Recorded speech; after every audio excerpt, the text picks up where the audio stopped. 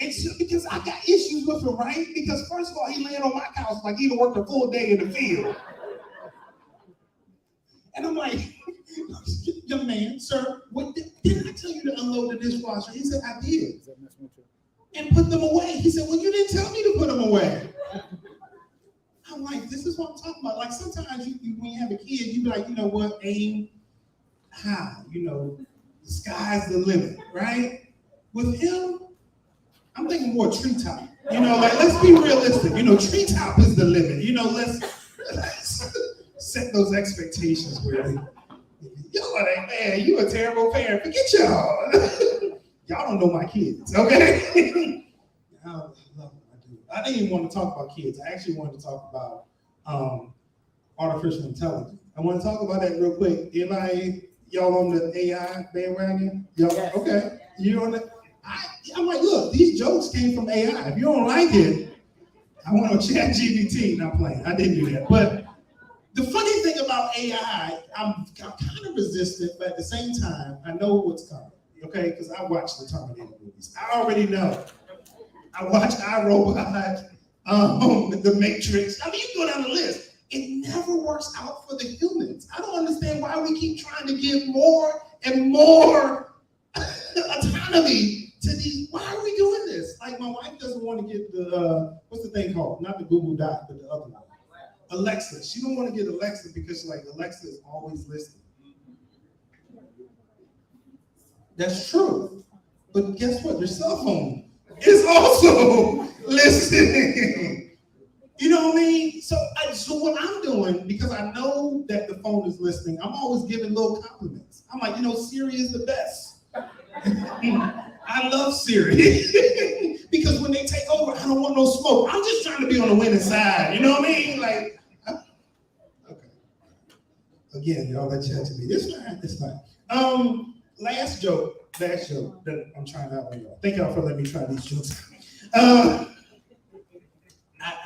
I was thinking about my upbringing, and that's probably why I'm so like into technology, because we didn't have technology growing up. You know what I mean? Like, I'm not gonna say that we was poor, but we like poor adjacent. It's like, I didn't live in a trailer, but my house came on one. You know what I mean? Like, it was like an IKEA DIY project, you know what I mean? Like, it was like Legos, you just put it together. Okay, so y'all remember the prefab houses? So we were like one step above the people, and really we weren't, because you know what? They had a whole park. I didn't have a park, you know what I'm saying? Like, anyway, all right, y'all. A little tight, okay. See, that's a sore spot for some of y'all, you know. Man, let me give you one more, because I'm a preacher and we never close when we say we're going to close. So, some of y'all got that right. Have you been in church and the preacher like, I'm getting ready to close? 15 minutes later, I'm fitting to close. You what? I love it when they do that, though, because I know the secret.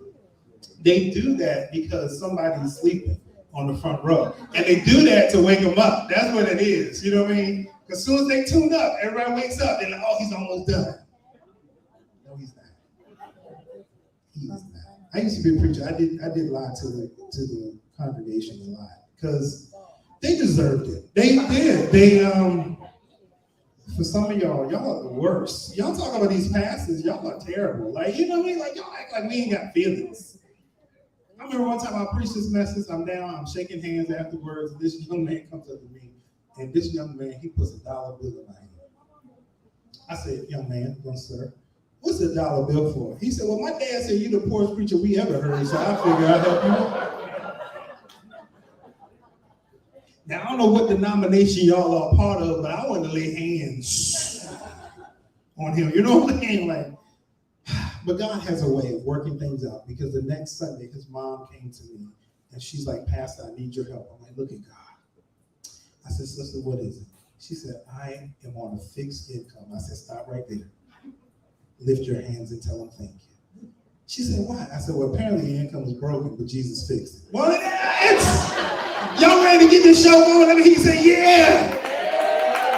All right. right, we got a great lineup of comedians coming to the stage this evening. And first up, we have the winner of, it's a competition I've been a judge for. We've been all over the U.S. looking for America's funniest veterans and military spouses.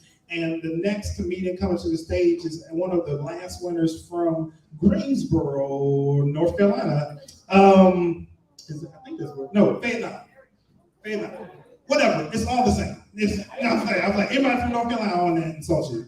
Okay, good. That's all the same. It's all the same. No, she's the winner. We were in Fayetteville, North Carolina. She won. Please put your hands together. Army veteran, put your hands together. Make some noise. Start clapping now for Monica Daly.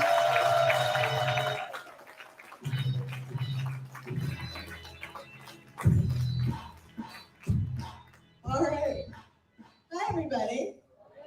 Well, that was so good. I'm so glad that PT got my service right. He always puts me in the wrong branch. Today, he just put me in the wrong city for winning. So we're learning. We're learning. God bless him. Let's say a little prayer. He's getting older. I'm getting older. I don't feel like I'm that old. I don't feel like my military time was 1,000 years ago until I get a letter from the VA. They're like, dear Miss Daly, thank you so much for sending us a request for your medical records. Unfortunately, your records have burned in a fire. Well, all right, let's go to the server in Idaho. I don't know what to tell you. Like, man, they were using cursive when you were in the service. Like, it wasn't the Civil War. Damn. What is wrong with these people? I know what I look like, though. I know how long ago I was. I know I'm not alone in this room. Anybody else still hoarding that sweet, sweet bicentennial money? Just me? I know I'm hoarding it because it wasn't like Uncle Sam gave me real money. If it was real money, it wouldn't be in a drawer waiting for that $2 bill to be worth something. It's just nuts. I don't understand where time has gone, though. I don't really understand where I've gone from being like a preppy teenager to the woman in front of you today. Like, I keep prepping every time I move, and it's not for like dehydrated mates in a bunker. It's for senior living. Every apartment I move into, I get closer and closer. My new apartment has 5 handholds in the shower. Right now, they're just for fun. But in 10 years, when that wand is used to treat my sciatica, they're going to be for safety. I like the ones of you who laugh who automatically know, oh, so good when you do your PT early, right? Like I'm good with my age, and I think my father's the one who got me really used to the idea that I understand my last apartment will just be a walk-in casket. Like, this is nice. Is that pine? I really like it. My dad was awesome. He was a Philadelphia kid who joined just before Vietnam, stayed in the Air Force for 25 years, and apparently was in charge of big life discussions. I don't know who made him do that coin toss, but he always wanted to share a couple things with us, like, you always need to have a quarter if you get lost to make a phone call, because I'm old. It's like, also, Monica, want to let you know, when you start dating men, which won't happen in my lifetime, they don't do subtle. Don't be subtle. If you have something you want to say to a man, just say it to a man. We can't understand him. Like, if you and mom are having a moment, I don't need to know about it. But the one he told me from the time my brother and I were very small children, that was very important for him to share, was, Monica Marie, everybody dies. Why are you crying? Because I'm 5, Bill.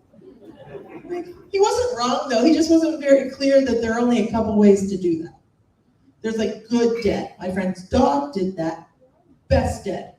Jakey got up. Jakey walked around, stole half of a sandwich, got his butt rubbed, took a nap, didn't wake up. Good debt. Now, if you think I'm wrong, think about it. Don't you want a butt rubbing, napping kind of day when you go? Right?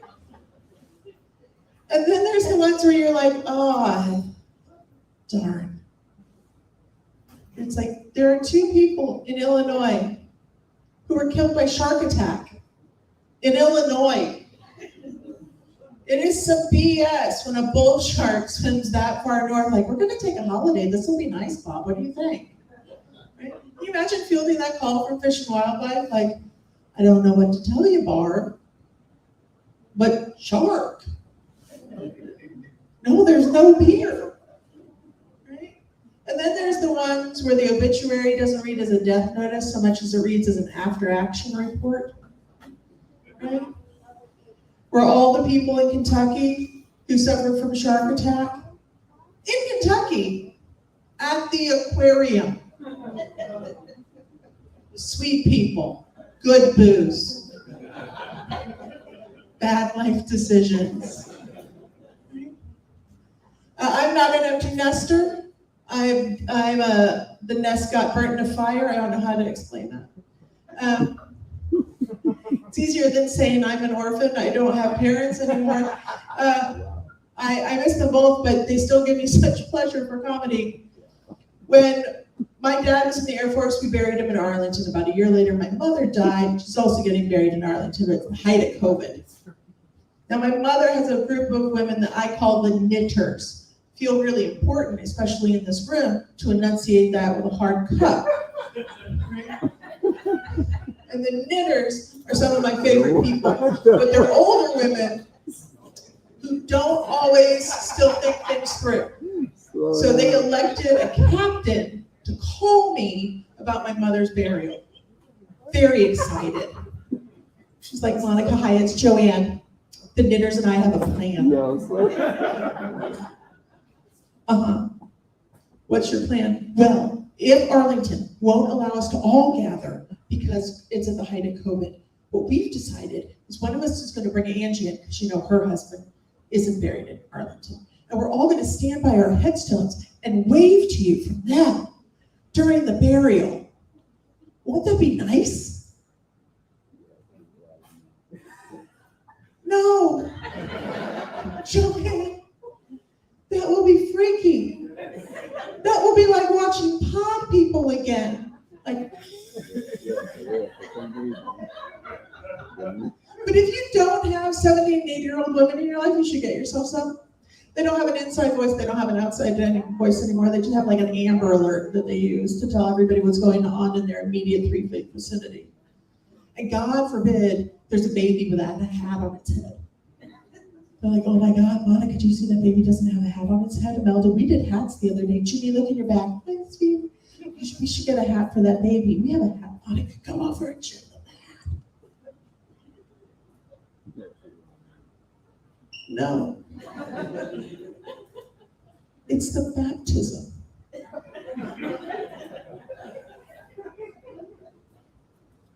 They're absolutely adorable, but when we're knitting in public, I know because the public likes to tell us, like, oh my God, are you knitting?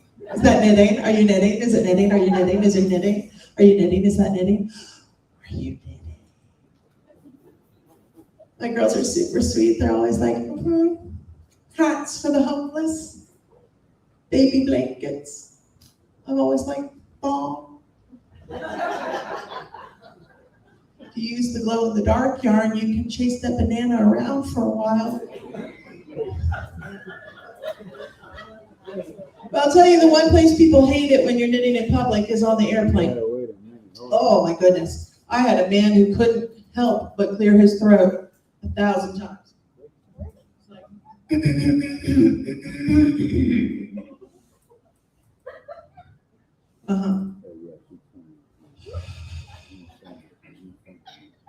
Hi. Excuse me, do you have an issue? Well, I don't understand why they let you bring your weapons onto the plane. I will tell you, ladies and gentlemen, never once in the history of America have I ever been like, knit one, throw one, take down the aircraft. But I was like, okay, well, take it up with TSA because it's allowed. He's like, well, it's just that they wouldn't let me bring my weapons on the plane.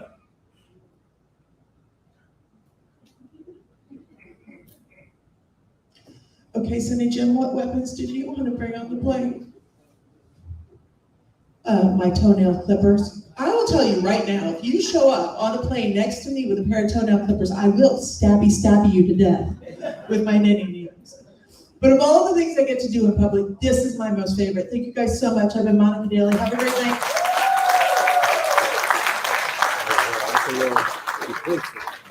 Give me going for Monica Daly, everybody. I was over there with my wife, and I love how y'all got the knitting joke late. But when you got it, you continue to laugh. That was the part that, because when she first said I had to enunciate it, y'all was like, wow. And then she said knitters, and you're like, oh. And then every time you thought about it, you laughed again. You're like, oh, knitters. Some of y'all gonna use that.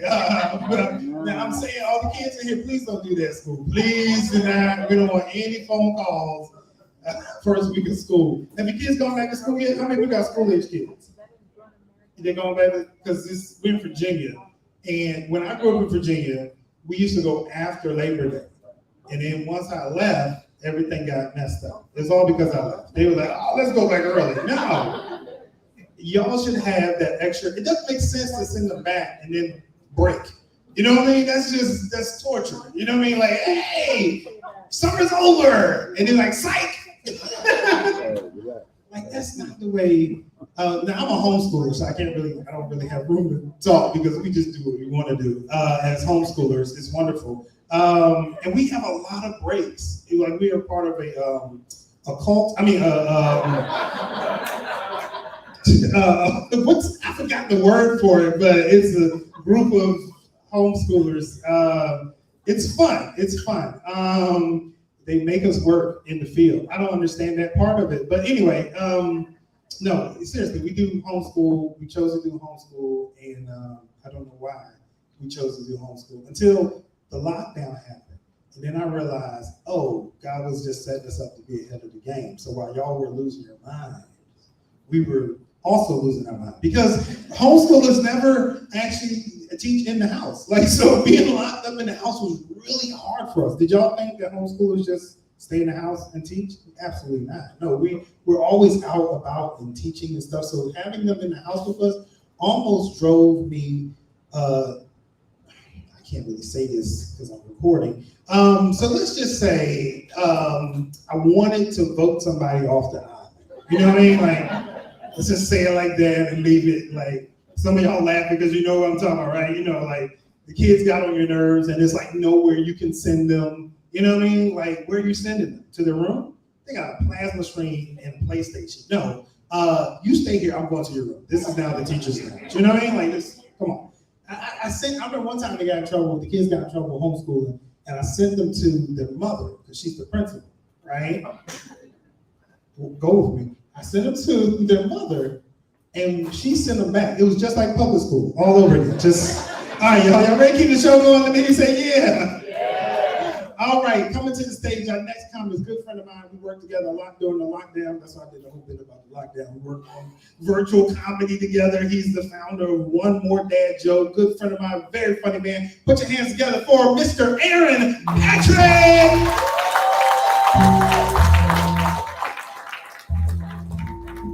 Oh man, one more time for PT, everybody.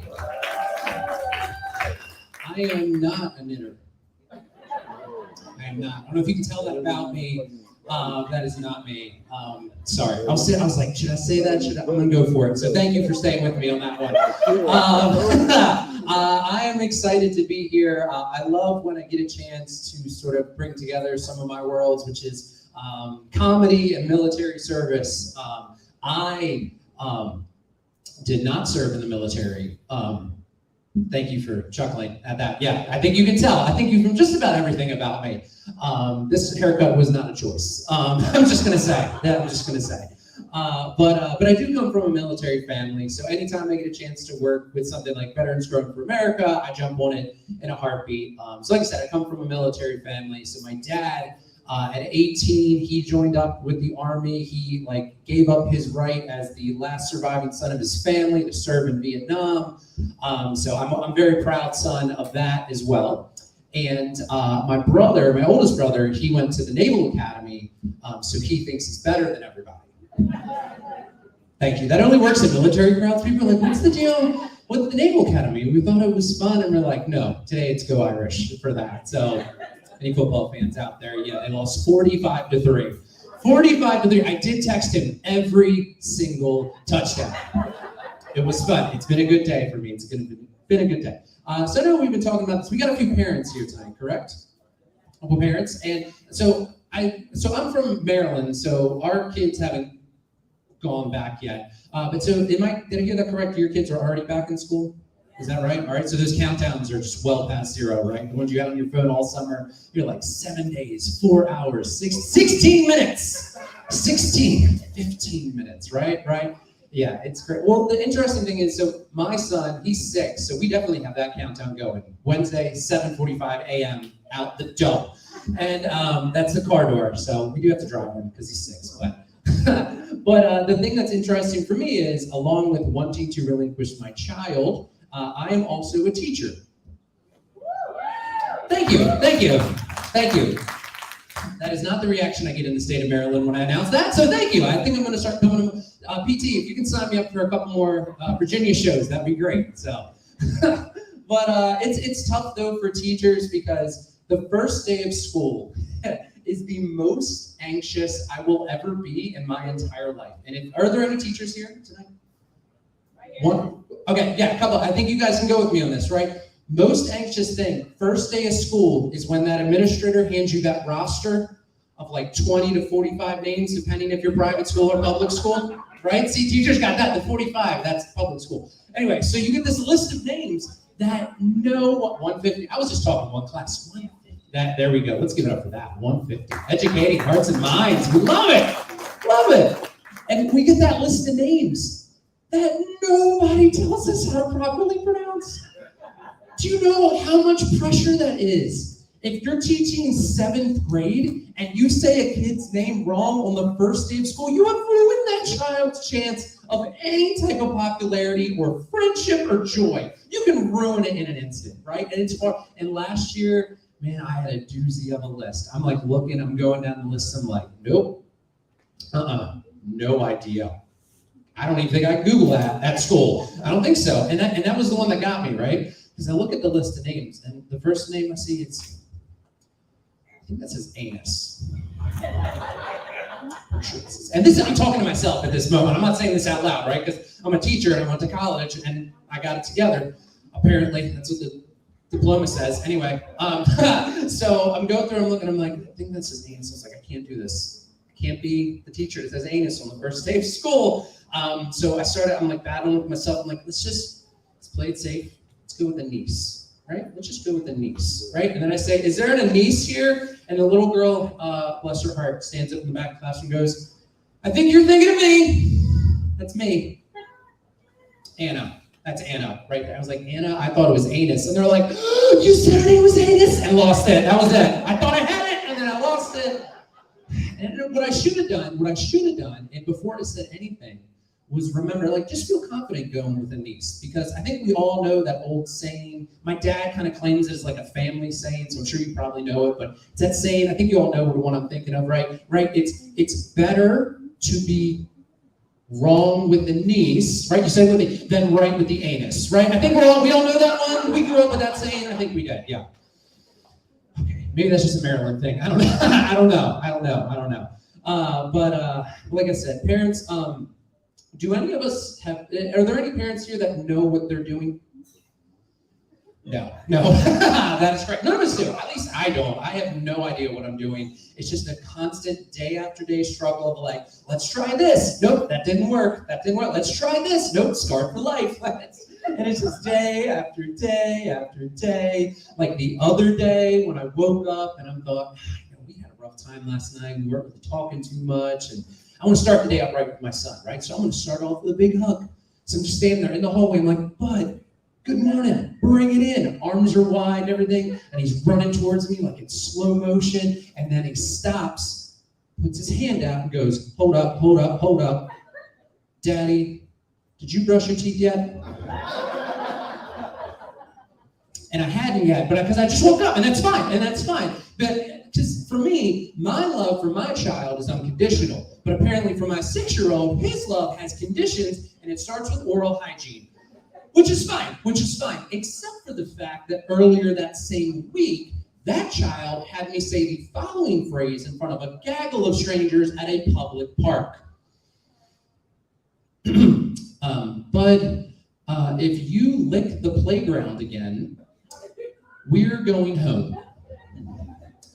Like I said, he's 6, so what did he do? Survey says, ding, he licked the playground again. And for all the parents in the room, do you want to tell me what we did? We stayed. That is correct, 100%. I don't know what I'm thinking. I'm thinking I have power in this relationship. I don't. I have no idea. No idea what I'm doing. No idea. And my son scares me. I don't know if anybody else's children here scare them. And I don't mean like, oh, he scares me. I don't know what he's going to.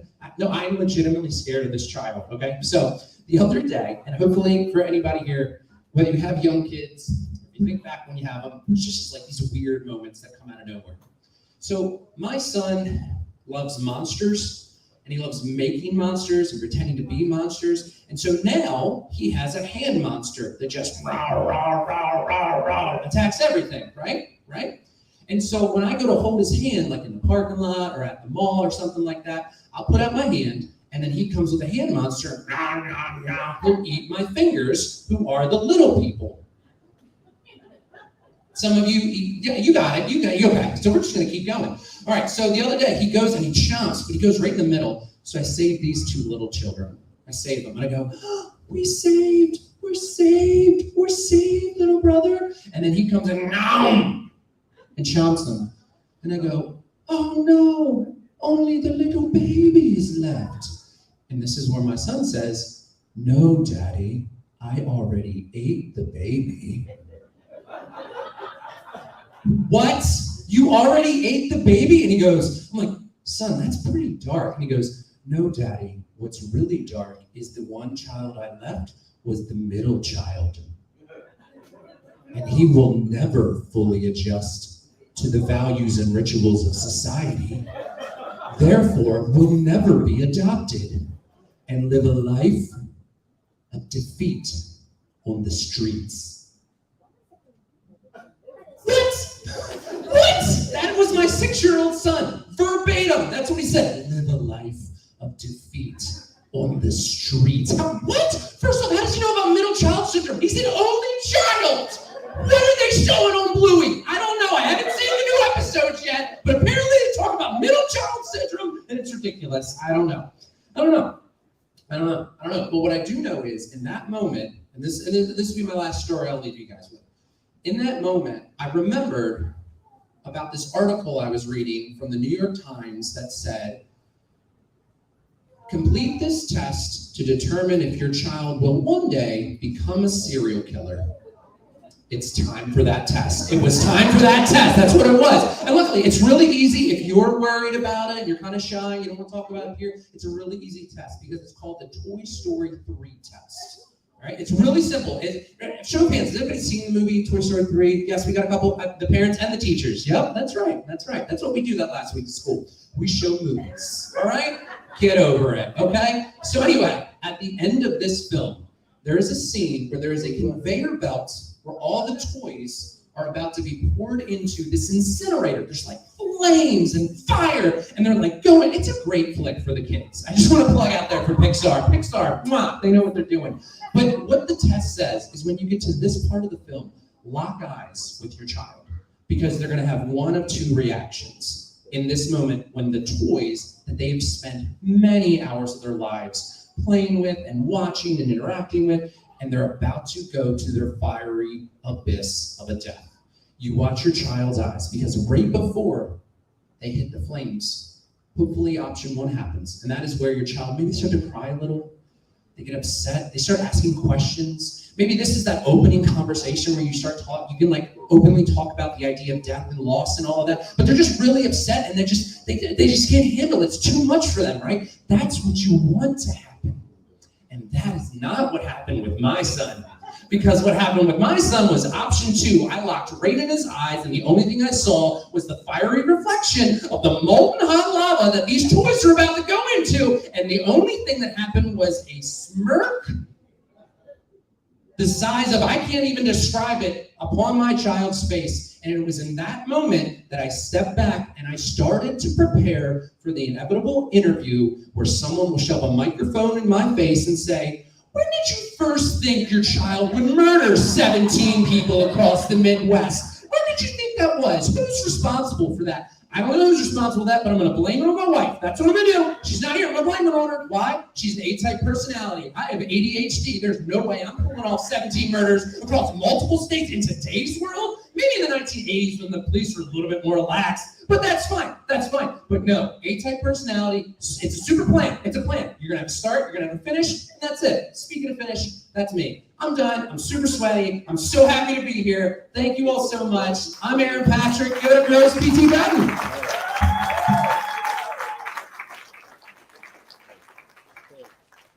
Keep it going for Aaron Patrick, everybody. I know some of the black people are concerned, but it's okay. He lives in Baltimore. We don't really care about Baltimore too late. Okay, all right, now I'm like, anybody from Baltimore? Anybody be more in the house? I know this is too far for y'all to travel. You're like, whatever, man. Whenever I go to Baltimore to do comedy, it's a different scene because I claim DC. I lived in Maryland, claim DC. A lot of people do that. I just want to let you know. Because it's not cool to say, hey, Bowie, representing Bowie, Maryland. It's cooler to be like, I'm from DC. You know, it's just, as I travel across the U.S., nobody knows where Bowie is. You know what I mean? So I just say DC, and they're like, okay. But Baltimore is it's its own vibe. You know what I mean? I remember I was doing stand-up one time in Baltimore, and I slipped up and said I'm from DC, and everybody was like, oh. I'm like, God, they was rocking with me, they was laughing, and then I said DC, they're like, So automatically it became not funny. I'm like, okay, all right. Anyway, let's pray for Aaron and his child. What's the child's name so we can be on the lookout? You can't tell us that. Like, man, I knew it. I would drive all the way to Baltimore just to be interviewed. Man, yeah, I knew Aaron. I knew him. Mm-hmm. We knew it was going to happen. I'm sorry. Are y'all having a good time? Good. Okay, so if you're having a good time, when the show's over, I want y'all to just hang out for a little bit, check out the vendors. A lot of vendors hung out to be here for the show so that you could patronize them. Is that the right way to say it? Yes. Not patronize, but patronize, like give them money. And if you're in the giving mood, you know, if the spirit leads you in that direction, we also have T-shirts for sale at the table there in the front, so you can go ahead and give me money as well. I have kids, so if it helps to loosen up your wallet. I got 2 kids. I know you're like, hey, that's your problem. But I mean, especially black folk, I got 2 of my own, man. This brother laughing real hard, he got 4. He's like, yeah, lightweight. No, I saw the sign, okay? No, See, we had 2, and we was through. I mean, 2 and through. That second child came out, we was like, man, we gotta shut this chocolate factory down. We had to shut it. Damn, that's really off the chain, man. I'm just saying, like, sometimes God lets you know. You know what I'm saying? Like, there's commas and there periods. You know what I mean? Like, you know, sometimes you have the kid and they're real easy to tend with. They don't cry much. That's a comma. Okay, that means keep going. But when you get a child that makes you want to pull your hair out and you ain't got no hair, that's when you ain't got nothing left. Anyway, my youngest one, my wife reminded me of a story, and because it's my show, I'm going to tell you the story. He was taking the trash out, and the youngest he's special. Not like that. He's not special like that. I mean, he's special to me. He's my special little boy.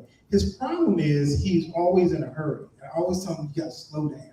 You know what I mean? I don't know if y'all got kids like that. Like they just rush through everything. If he just slowed down, he wouldn't make as many mistakes. So we're like, hey, you gotta take the trash out. Hey, your brother took out the trash, you take out the recycling. The recycling bin is around back. Okay, go put it in the bin and roll it out to the front. Later on that day, my wife is pulling the trash can in and she's like, did you roll the recycling bin out to the curb? And he's like, what? Didn't we tell you to put the recycling in the bin and pull it out to the curb? He said, you said pull out to the curb. I was like, so you mean to tell me you went and put the recycling in the bin and left it out back? He said, well, the garbage truck comes around to the back of the neighborhood. And she said, well, did you pull it down to the street in the back? And he was like, no. I said, so how are we gonna get the recycling? He said, well, I thought it was just gonna come up to the back of the house. And I'm like, no, that's not how it works. Anyway. Oh wow, the baby's turned up. Turn up.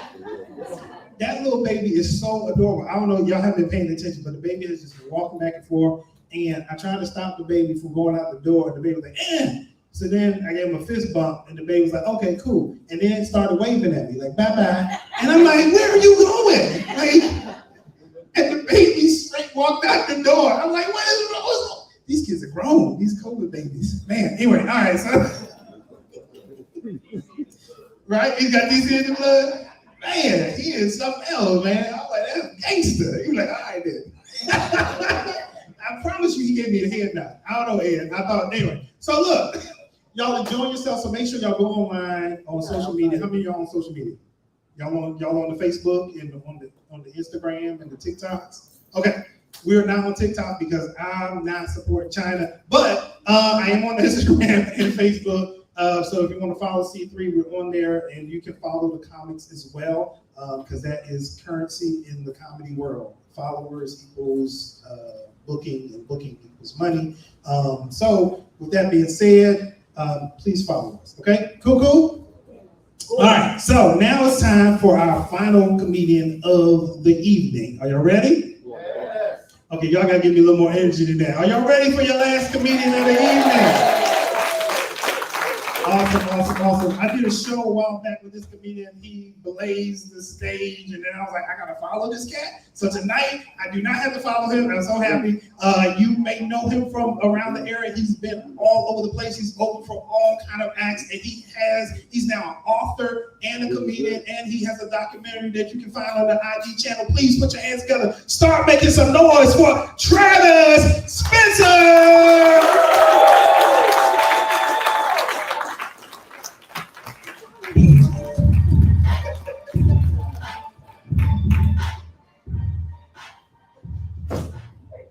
Why you stop, DJ? You gonna get your money's worth today. Play that. Play it.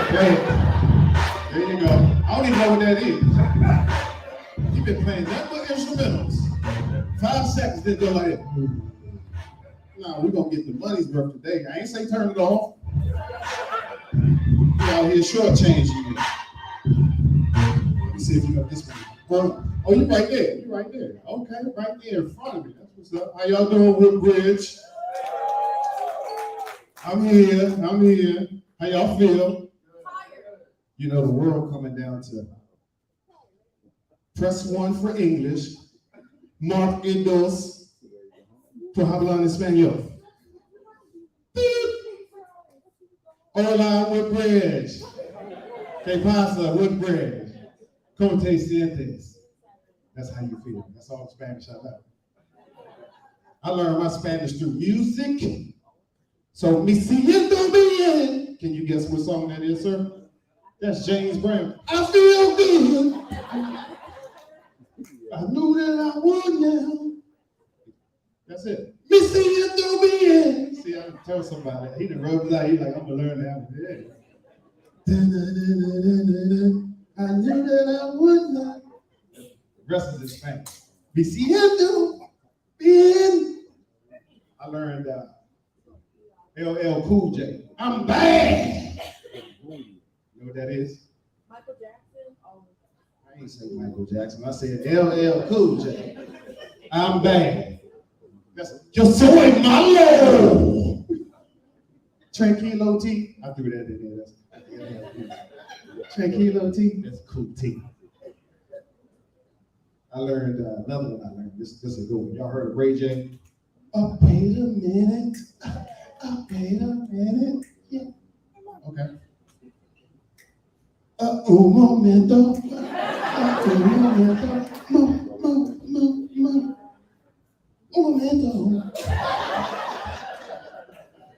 Yeah, that's how I learned my Spanish. I tell you. See,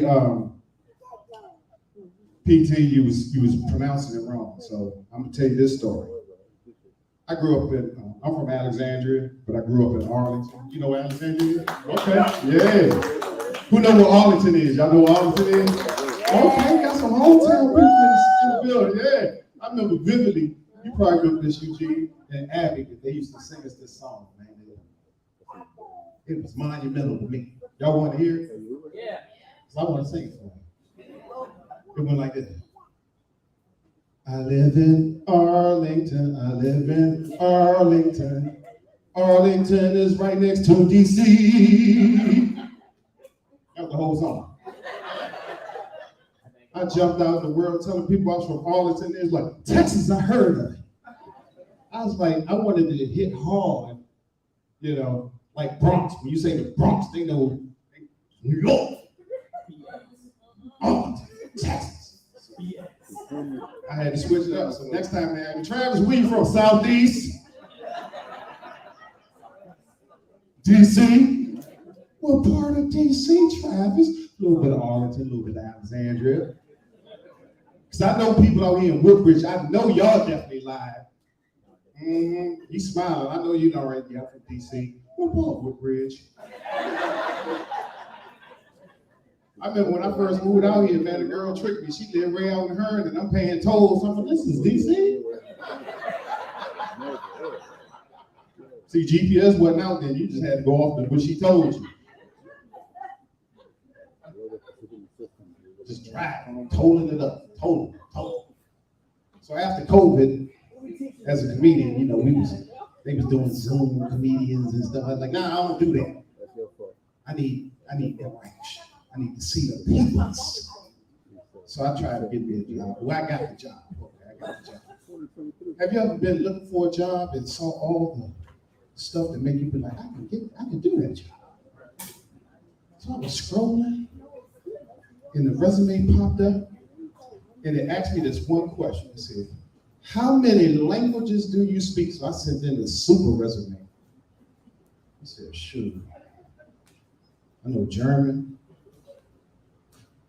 I know French. Oui.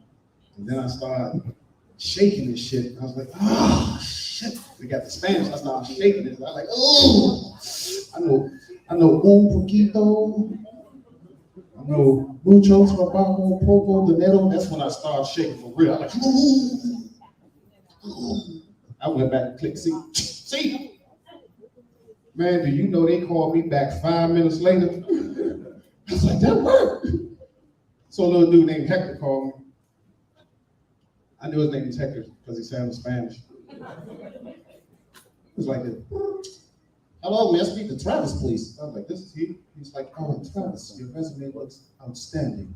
It says here that you speak German. I was like, sprechen Sie Deutsch? I gave him the best, sprechen Sie Deutsch? He's like, no, I don't speak German. But it also says you speak fluent Spanish. I was like, See. He was like, okay, we're going to send you a Zoom link, and we're going to see, you know, how fluent you are, okay? I was like, okay, that's cool. Bien. And he was like, okay, we'll talk to you. And I was like, hasta luego. Gave him all that good stuff. So the Zoom link, I clicked the Zoom link, 50 Mexicans popped up. I was looking up. All of them waving, hola Travis, hola Travis. And then one dude in the corner, he like,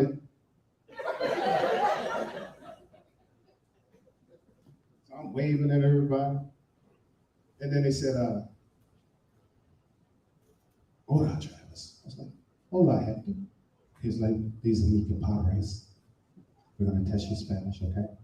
And then Raymond popped up out of all the 50. Raymond took the whole screen and he jumped up there. He said, "Su atención, por favor, son las 3:07. Los estudiantes deben hasta concentración. Tendrán que salir el edificio inmediatamente. Gracias." I was standing there smiling like I don't know what. Now I see how they smile when you just say hi to them and they get nervous.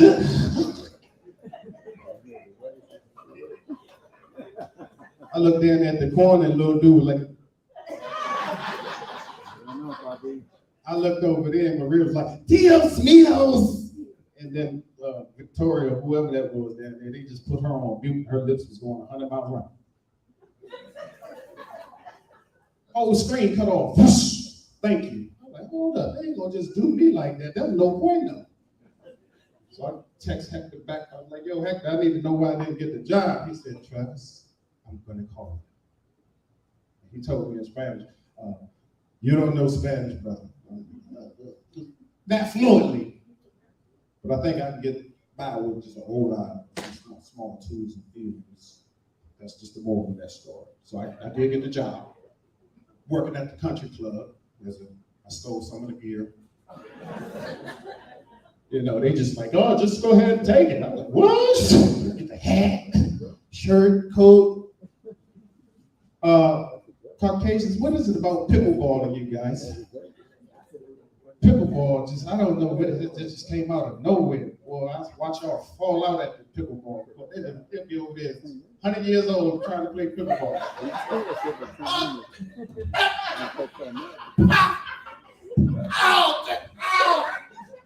Ow! Give me a minute. Give me a minute. It happened before.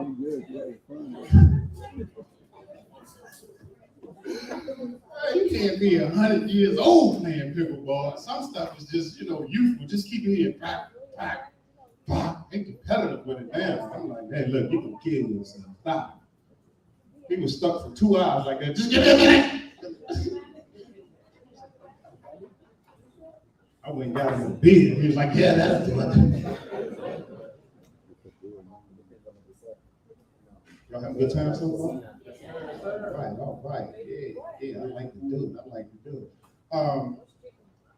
This is a beautiful place. It really is. You're welcome. It's nice. I like nice establishments.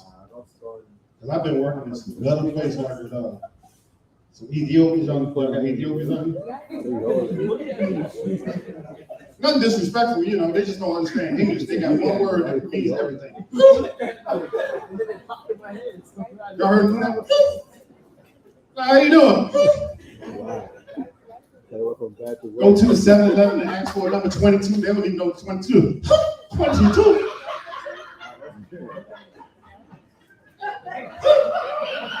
22. Now to the right. Damn. That's 22.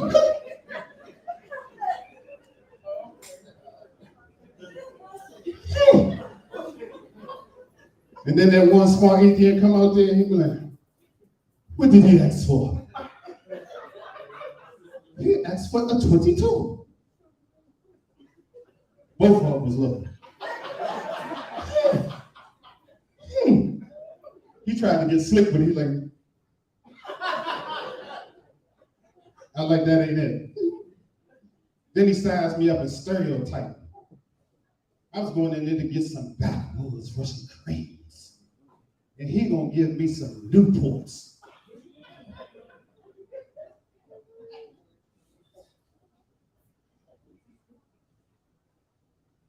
I bought him and gave him the brand. Oh, man.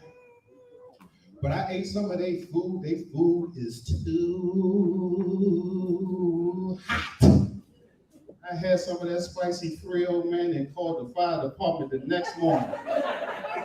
I was sitting there just minding my business. Bow, bow, bow, bow. I said, something don't feel right. I had to go grab the white rag. I was like, I had to grab the white rag. I had to put the white rag right there. I had the white rag. It was hot. I had to analyze the tone. I was like, that is hot.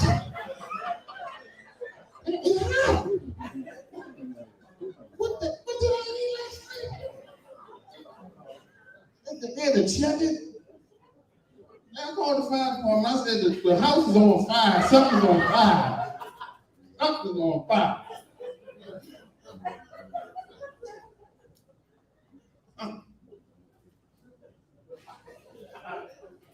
I went to the club. They got easy dance. I went in there doing all this.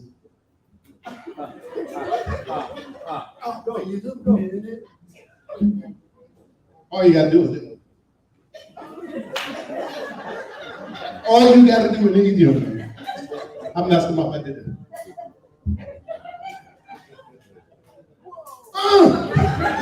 Reverse. And like that's new.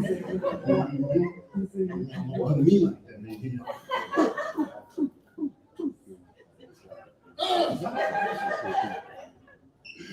I got jiggy with it. That's new.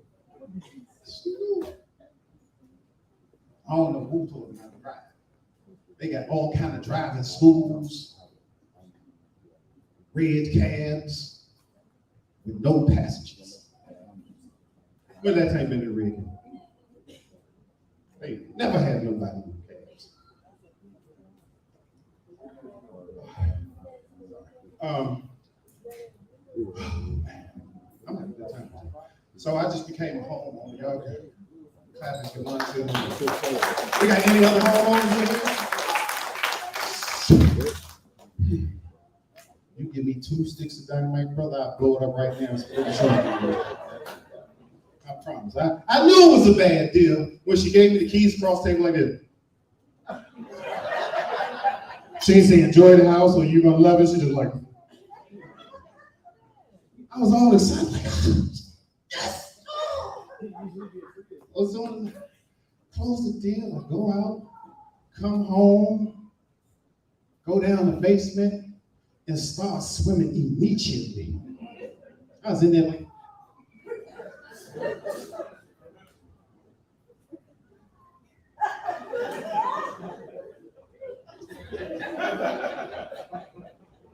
I'm doing laps in the basement. I go upstairs, I call her. I said, Debbie, I didn't know the house came with a pool. Travis, that's not a pool, it's flooded. I think it's a flood, that big, James. What I gotta do to drain it? She's like, just let the back door open. So I got my goggles and swam down to the back door. I was in there and I opened it up and the pool drained in like. I hate that house. First night in there, 4:30 in the morning. I hear this. I'm in Maryland. We don't even have roosters in Virginia. How did I move out of Maryland and they got roosters at 4:30 in the morning giving it all? He was giving it his all. I seen him give it like,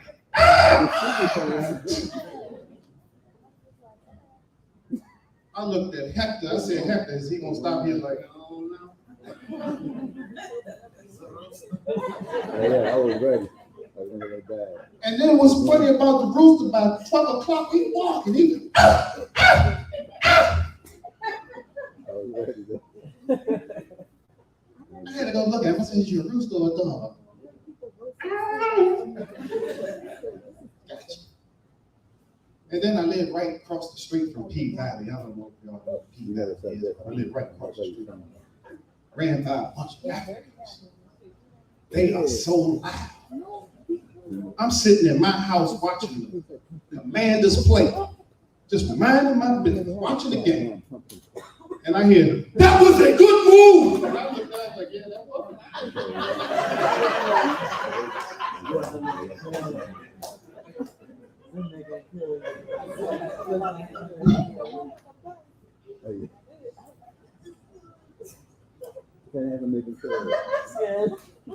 Oh my goodness! That was excellent, Travis!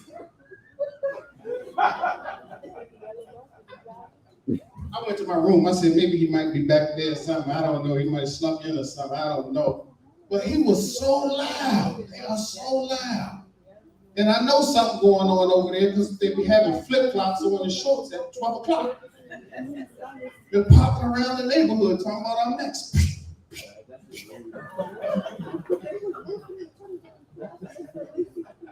I got to move from that place. I got to move. I've been a fixer up, and all I've been doing is fixing it up and stuff cutting off. I've been in there so long, I ain't even paid the water bill in 8 months. Hey, I'm smuggling water. Yeah, if I had my jugs, I'd load up 8 of them right now and take them home and flush my toilet. I swear to goodness, it was just too much, man. I mean, first time I get in there and I realized the hot water tank was broke. So that, you know what that means, cold everything, and it was wintertime.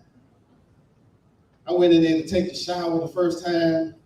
I was like, just cold, just bear through it, Travis. I got in there, put the foot, legs, and started doing it. I just lathered myself up visually and then got out. Cried off like I was wet. It's all in the mind. It's all in the mind. It's too cold. It was too cold. Then I found out it was benefits to cold shower. It helps with your breathing and stuff. So I tried to do it and all this stuff. And I did it. It was good. Then the water went off. So I take a gallon of water, poke some holes in it, and I just take a little shower.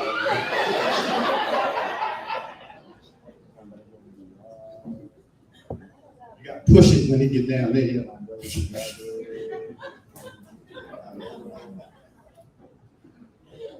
They ain't ready for that part. That's why I got them C3.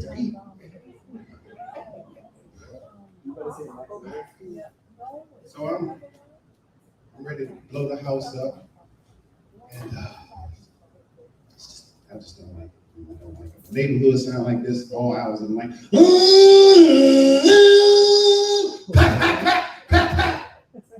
I dove on the ground the first week. I was like, they shooting out here too. It's just cars backfiring. You know, they would never have that out here in Virginia. Karen would be out the street. Stop that! That popping, stop it!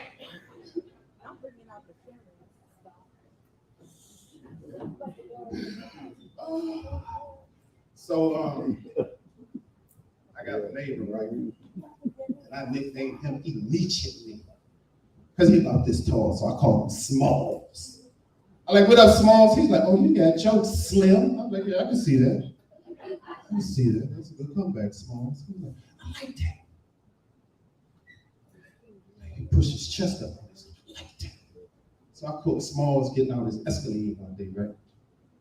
He jumped out. He's like, little bow legs up. Walk back to the back. What up, Slim? Little trunk came up.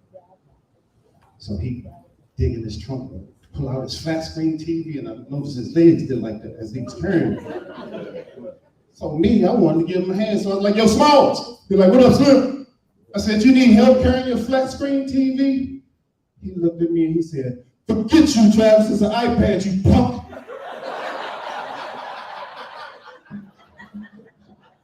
I said, well, that's your word.